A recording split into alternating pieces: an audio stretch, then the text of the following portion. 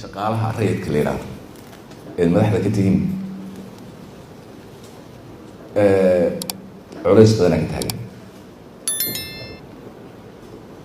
hadda way fiicnaan lahayd inaan systemka galloon fiirino shaqaalaha 5,000 ah inoo qoran.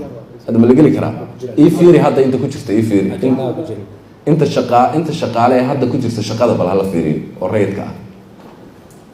numberka haddana sii halkaan ka fiirsanayna.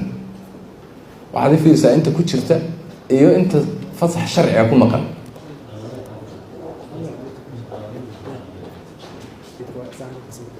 برسنت هذا واسد اسمها جودة جودة شغالها ربنا إنه نشيب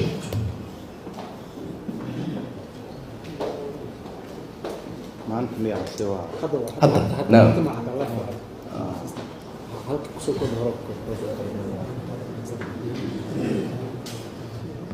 بسم الله الرحمن الرحيم. Excellence and all مطلوب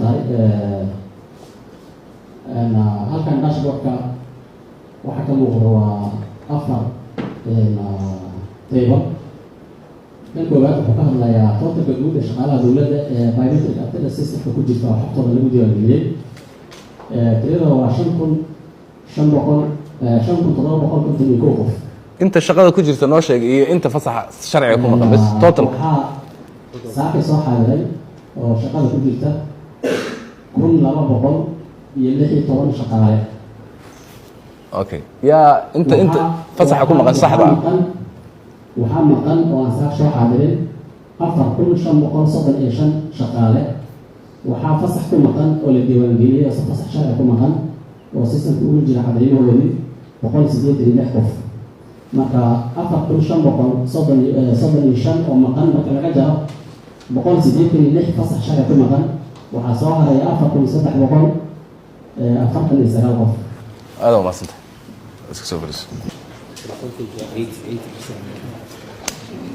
maxaa idinka muuqda meeshaas iska welfare waaye yani meesha waa caydii la qaadan jiray meeshaas waxaa idinka muuqan waa disaster actually. wax adduunka aqbali kara waxaas ma jiro. yaa mas-uuliyaddeeda qaadaya marka? yaa mas-uulka ah arrintaas? maxaad u aamusantihiin? agaasimayaasha midka mas-uulka ah, wasiir mas-uulka ma aha, cid kale mas-uulka ma aha, qof kale mas-uulka ma aha. You are responsible guys.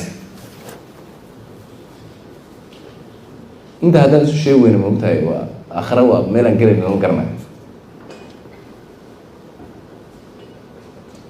marka arrintaa maxaa laga sameynaa? waxaan rajaynayaa bisha dambe markaan isu nimaadno meeshaan markii dhaash laga siiyo inuu wax iska bedelaan. qof walba hay-addaadii ku noqo. yani waxaad ka soo helaysaan dad lacag qaata oo mushahar qaata oo shaqaalo rayada oo Maraykan jira oo Ingiriis jira oo Carab jira oo Nairobi jijiifa oo aan soo shaqo tegin weligood waa ka soo helaysaan. marka saas sax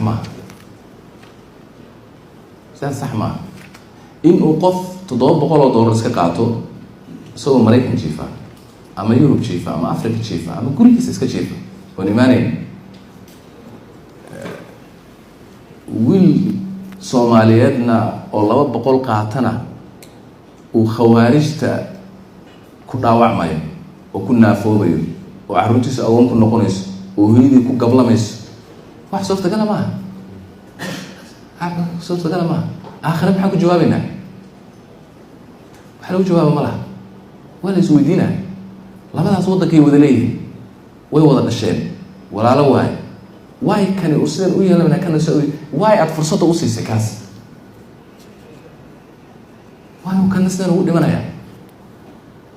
imisa jaamiciin oo jaamacada ka soo baxday oo aad wada garanaysaan oo masters degrees oo PhD ah oo shaqo haynin oo fadhisa meesha oo habeenkii aad shaha aan wada cabnaa oo soo fadhina. waayaan fursadda u siin laanahay eeg. walaalayaalow hay-adihii ku noqda eeg. waxaa la yidhi shaqaalo rayid mar haddii la noqdo laysma taabto. marka qofku wuxuu rabo sameynaya waa taqaanaan sida la isu taabto sharcigu wuxuu leeyahay waad garanaysiin aad baa u taqaanaan hay-adihiin iyo wasaaradihii ku noqda from tomorrow waxaa waaye waxaa la rabaa meeshaas inaad xalaalaysan inta kale dee xalaal iyo xaraam dadkan 4,000 dadkaasi hadda xaggee jiraan waxay qaadanayaan ma xalaal baa carruurtooda waxay siinayaan ma xalaal baa ma isweydiiyeen horta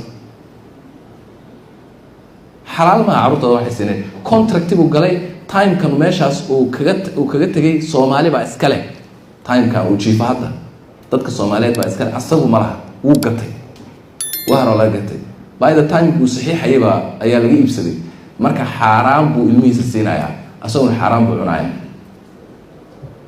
Soomaalidu inay fahmaan way musuqa meeshii ka bilaabanaysa ee ugu dambeysay ee ugu horeysay meesha way marka taa waxa waaye waxay la tahay dadka Soomaaliyeedna